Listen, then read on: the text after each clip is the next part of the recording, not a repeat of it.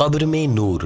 جو ولی اللہ کے مزار شریف یا کسی بھی مسلمان کی قبر کی زیارت کو جانا چاہے تو مستحب یہ ہے کہ پہلے اپنے مکان پر غیر مکروہ وقت میں 2 رکعت نفل پڑھے۔ ہر رکعت میں سورۃ الفاتحہ کے بعد 1 بار آیت الکرسی اور 3 بار سورۃ الاخلاص پڑھے، اور اس نماز کا ثواب صاحب قبر کو پہنچائے۔ اللہ تعالی اس فوت شدہ بندے کی قبر میں نور پیدا کرے گا اور اس یعنی ثواب پہنچانے والے شخص کو بہت زیادہ ثواب عطا فرمائے گا۔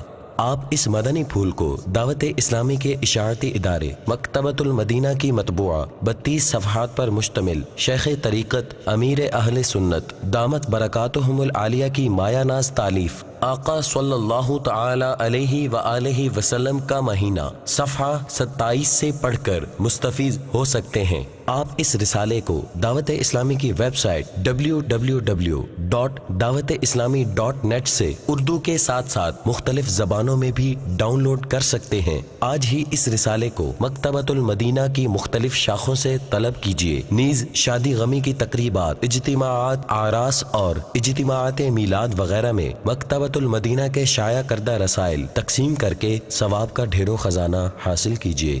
صلو علی الحبیب صلی اللہ تعالی علی محمد۔ مجھے اپنی اور ساری دنیا کے لوگوں کی اصلاح کی کوشش کرنی ہے انشاءاللہ۔